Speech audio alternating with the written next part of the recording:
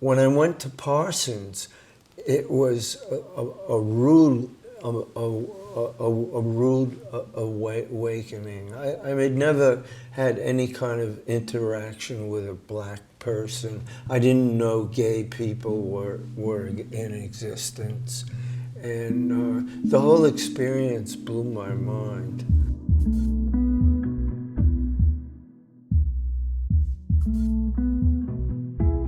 We were in a world that immediately felt much more interesting and much more edgy than the one we'd been used to. And it was my introduction to Greenwich Village. And it was like having a taste of blood. And I knew then that that's where everything I was interested in was happening. So the older I got, the more interested I started getting into different things. You know, started meeting different people. And that's another thing, Washington Heights, there's just Spanish people. So when you start meeting different kind of people, you know, some people get attracted, some people are very defensive, you know, like they're close to their territory, they're not trying to go anywhere else. But I don't know, when I just started hanging out with different people, I wanted to know, I wanted to get into it. So I started wandering off into different parts, little barrio, like Harlem, downtown, which is the craziest part, like Greenwich Village, the East Side, LES, where all the Boricuas are at. You know, I started getting into that kind of stuff, so I started hanging out down there. I like it, I mean, it's pretty cool. I had this kind of wanderlust to and intrigue in New York City, and so I applied to master's programs in painting and did not get accepted, but decided that maybe there was an education beyond college that could happen in New York. I was craving diversity. My friends, we used to joke that I had been sitting on the fence about my sexuality, so I kind of thought it would be this wonderful place to jump in and swim in the anonymity of the city. So I wound up going to Parsons on 13th Street, and that was like winding up like the proverbial kid in the candy store, because it meant I was in Greenwich Village every day, and which means I could roam freely amongst the clubs and the bookstores and the craziness of New York City, and I was profoundly happy to do that. I knew I'd arrived. There was no other place I wanted to be at that time in my life. There's no other place I felt like could hold a candle to downtown Manhattan.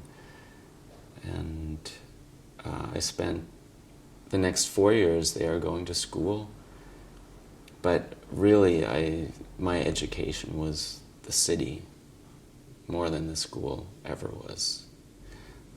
Not to belittle my education, but everything that I needed to learn about the human character, I learned simply from being in the city. And I enjoyed that immensely. New York City, in and of itself, has been the ultimate challenge, and basically, like Tillman said, finding your own space, but also having the confidence and the self-love to not go with the flow. Because the pace in New York is so quick and so... It's really harsh, actually, I will be perfectly honest. New York is a very harsh place, and people have their own sense of the sidewalk, and they're like, get the fuck out of my way, and this is mine, and blah, blah, blah. But although when you ask a New Yorker for directions, they're pretty fucking friendly. But just the general gist of it is a little harsh.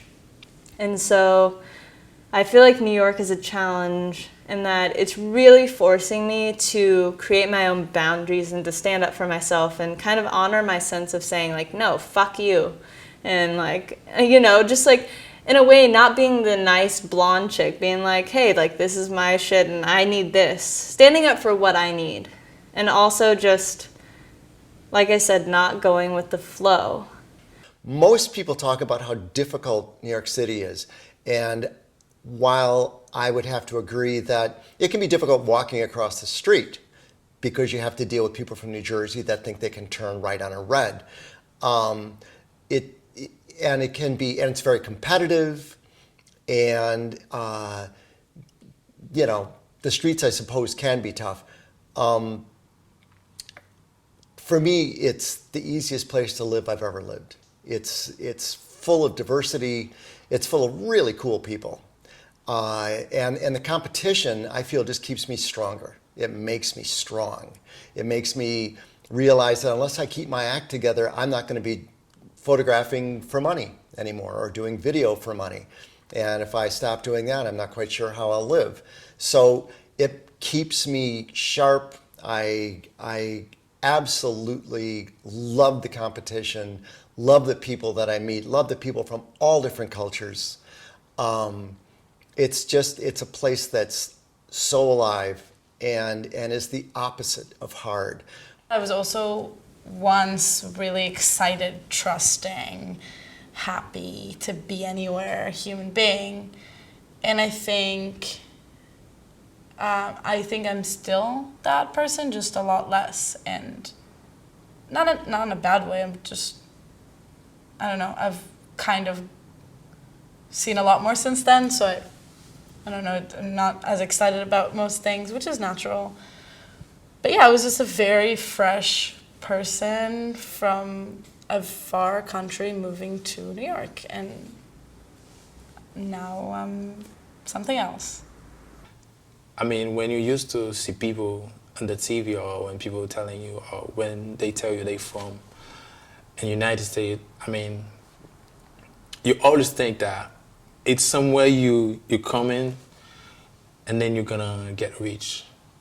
And I can tell you that when I came in here that the reality, I mean, looked different to me. And it was a hard moment. Like, you left your love, your family, your friends, and trying to make a new life in a new country. It was very hard. But till now, I've survived.